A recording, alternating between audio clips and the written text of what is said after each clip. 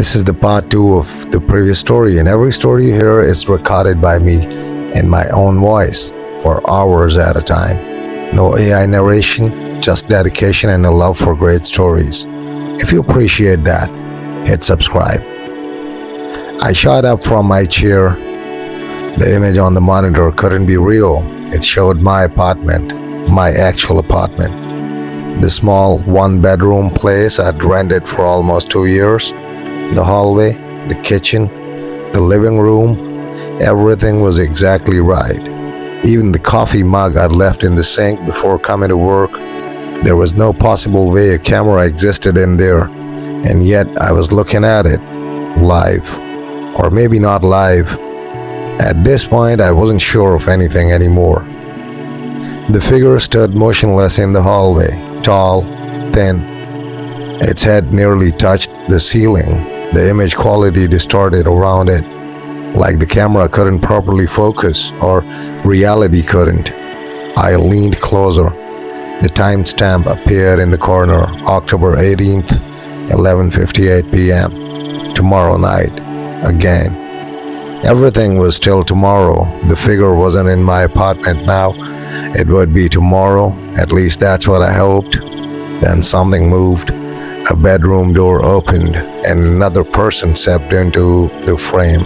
My heart nearly stopped because it was me, future me, wearing the same black work jacket I had on now, looking exhausted, terrified. The figure remained perfectly still, watching. Future me backed away slowly, never taking his eyes off it. Then he held up a sheet of paper toward the camera. A message, shaking hands, black marker. I could barely read it. Then the image sharpened. The message said, "It isn't following you." I frowned. That didn't make sense. If it wasn't following me, then why was it in my apartment? Future me flipped the paper over, a second message, and this one made my blood run cold. "It's hurting you." The screen went black. For several seconds I sat frozen, trying to process what I'd just seen. Following me was bad enough, but hurting me? Toward what? Toward where? The answer came almost immediately because every monitor in the room suddenly switched back on, now with camera feeds, with maps, dozens of maps. Every screen displayed a different part of America, and on each map was a glowing path, a route, a line.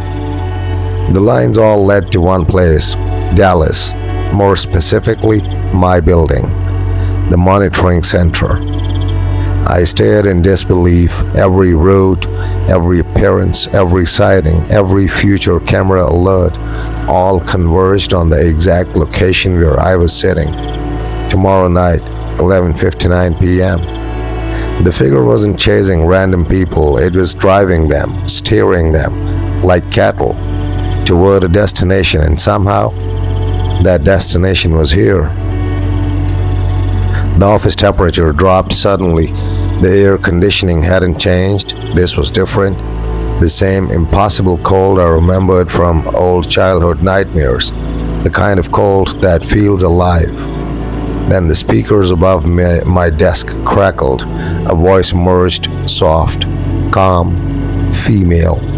The homeowner, the woman from Denver, the missing woman, Daniel. I grabbed the desk. "Where are you?" Static hissed, then, too late.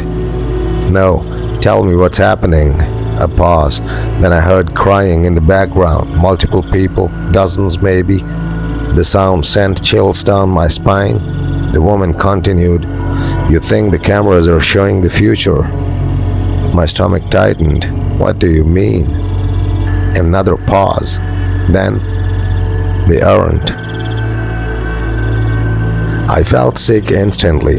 If they weren't showing the future, then what was I watching? The woman answered before I could ask. "They were showing possibilities." The room suddenly felt smaller, much smaller.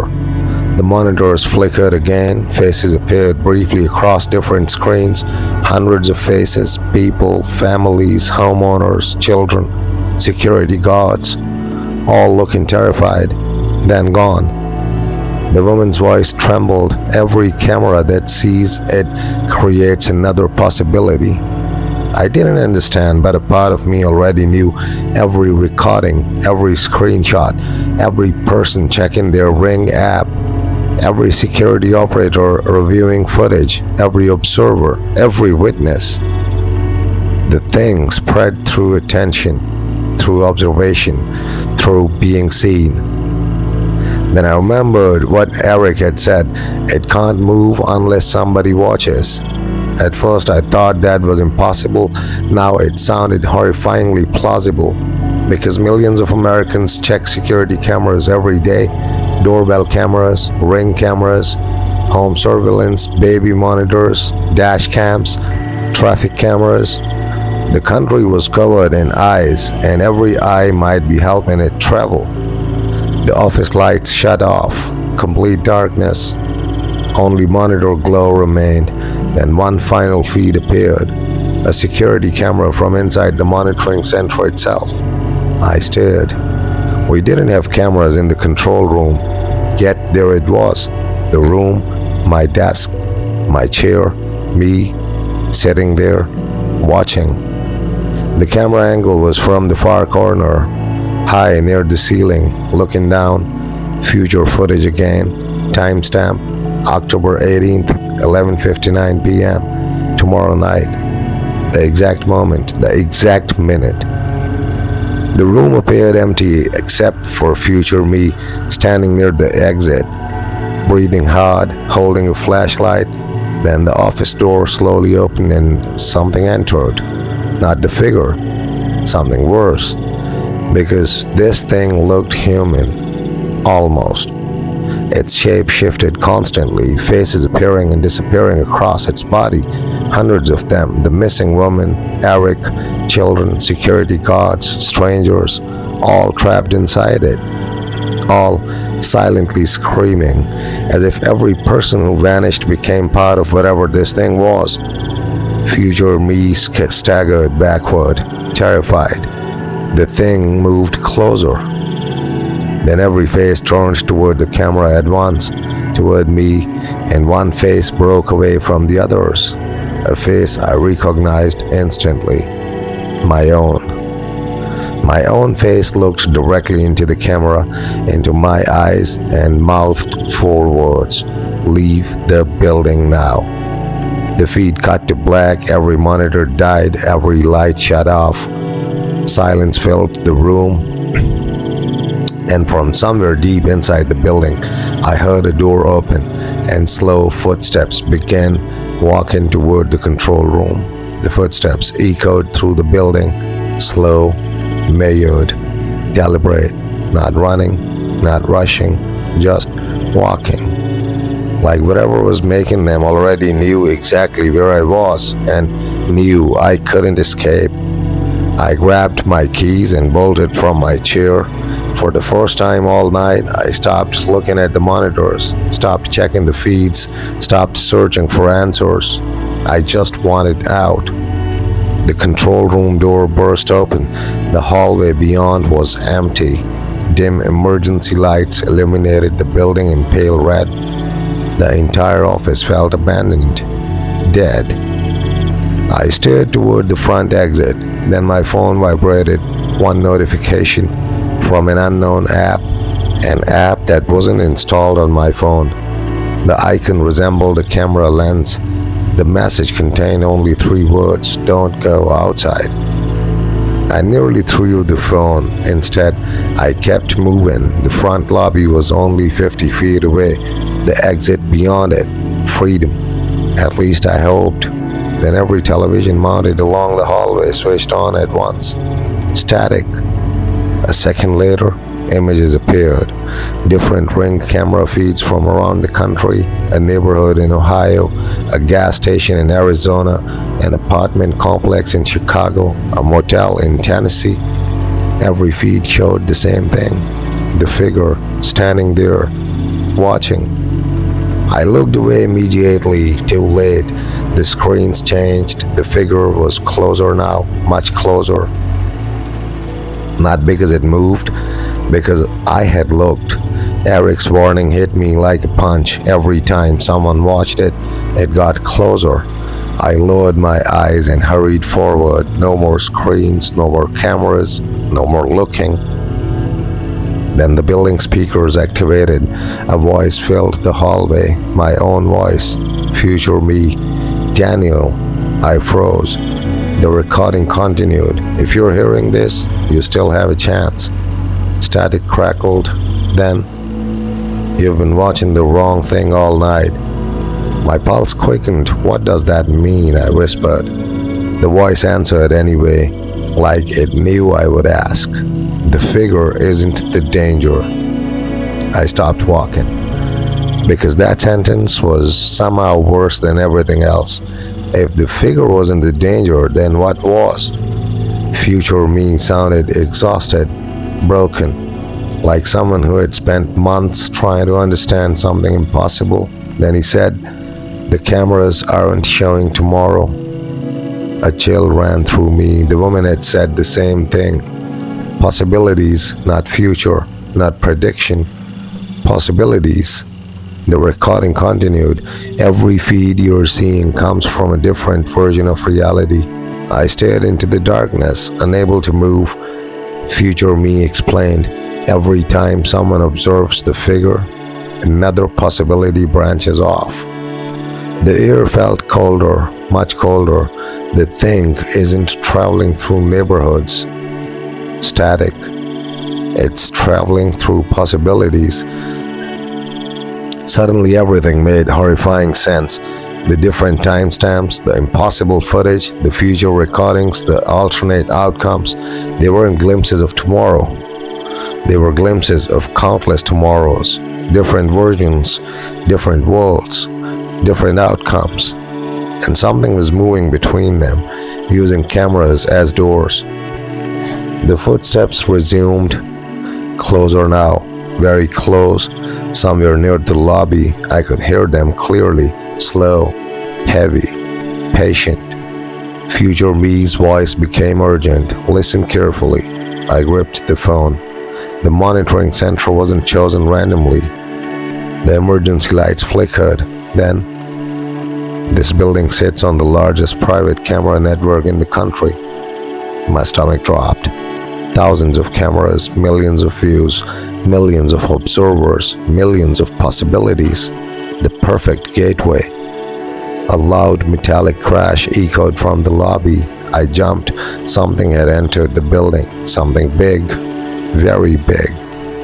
The footsteps stopped. For a moment, there was silence. Then another sound. Breathing. Deep. Slow. Not human. Future me spoke again, his voice shaking.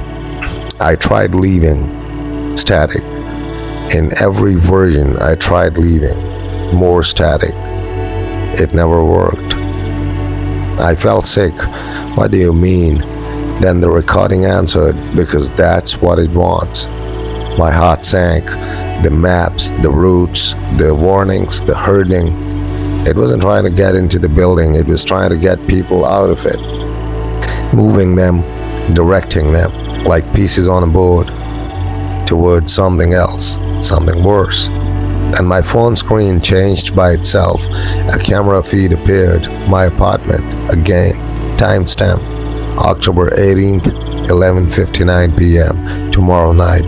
Future me stood in the hallway, facing the figure, but this time he wasn't running. He wasn't scared. He was staring past it, toward the front door, toward something outside, something the camera couldn't see. Then future me slowly raised a sheet of paper, one final message, written in huge black letters: "Don't let it open the door." Before I could process the warning, every light in the building went out. Complete darkness, the emergency lights, the televisions, the monitors, everything. Gone. Then, somewhere in the lobby, I heard a lock click and a door slowly began to open. The sound of the opening door echoed through the darkness, slow, heavy, like a vault being unlocked. I stood frozen in the hallway, unable to see anything, unable to think. The building had gone completely black. No monitors, no emergency lights, no glow from the lobby, nothing. Only darkness and the sound of something entering. Then came the cold, the same impossible cold that had followed the camera feeds all night, the same cold that seemed to arrive whenever reality stopped making sense. It rolled through the building like fog. It could only see my breath. In Dallas, in October, inside a climate-controlled office. My phone suddenly lit up, 1% battery remaining. The screen automatically opened to a camera feed, not a Ring camera, not a security camera, my phone's front-facing camera. I was looking at myself, standing alone in the hallway, terrified. Then movement appeared behind me. I spun around. Nothing there. I looked back at the screen. The movement was still visible. Something stood directly behind me in the camera. Something tall. Watching. Eric had been right. The thing moved through observation, through cameras, through screens, through being seen. And the moment I understood that, the figure vanished from the phone, gone instantly, as if knowledge itself had changed the rules. Then another image appeared, future me again, bruised, exhausted, standing in the control room, timestamp, October 18th, 11:59, 42 seconds p.m., only 18 seconds before midnight. He looked directly into the camera, directly at me, and finally explained everything. The figure isn't opening the door. His voice shook. It never was. A loud metallic groan echoed somewhere inside the building. The door continued opening, slowly, relentlessly. Future me swallowed hard, then said, "The figure is trying to keep it closed." My blood turned to ice because suddenly every warning made sense. The routes, the maps, the herding, the appearances. The thing wasn't hunting people, it was guiding them, pushing them away, trying to stop them from reaching certain places, trying to stop them from opening certain doors. And tonight, someone had opened one. The camera feed switched. Now it showed the lobby, the future lobby. Tomorrow night, the front entrance stood wide open, not the office entrance, something else. A doorway where no doorway should exist.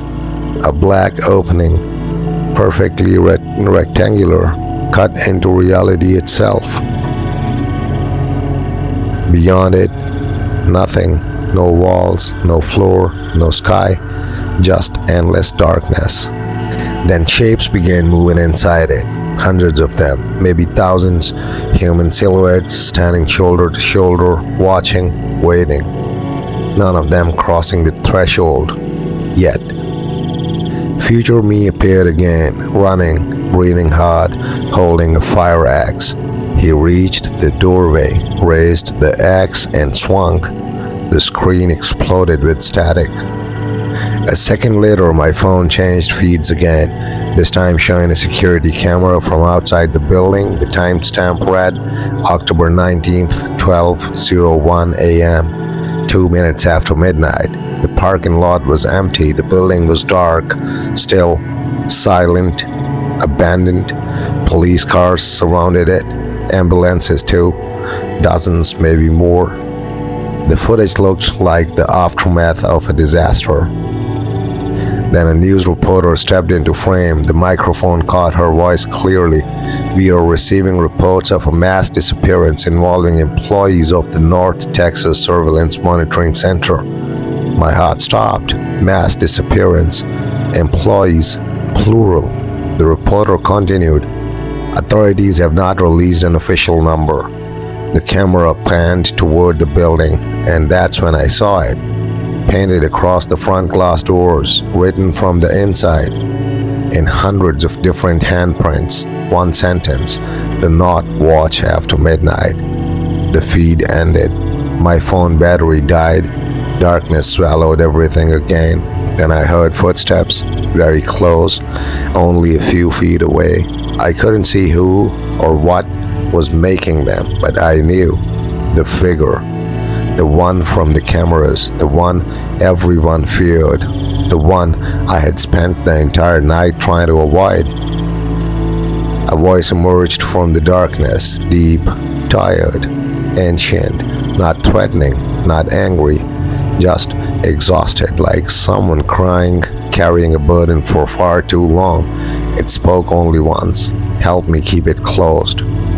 Then something brushed past me, a rush of freezing air, and the footsteps continued down the hallway, toward the opening door, toward whatever waited beyond it. I don't remember what happened next, not clearly. The official report says a power surge knocked me unconscious. That's the explanation. That's the story everyone agreed on. When I woke up, I was in a hospital. The monitoring center had suffered a catastrophic electrical fire. Most of the building was destroyed. The company shut down permanently. Investigators never found a cause. And here's the strange part: no employees were reported missing. None. Not one. According to the records, everyone got out safely, including me. So maybe it worked. Maybe the door never fully opened. Maybe whatever the figure was trying to do, it succeeded. I tried to move on, tried to forget. For almost a year, I managed it. Then last night, someone rang my doorbell at 11:58 p.m. I live alone. I wasn't expecting anyone. I opened my Ring app and checked the camera. The porch was empty, but there was a handwritten note taped on the front door. I zoomed in. The note contained only 4 words, written in shaky black marker: midnight is getting closer.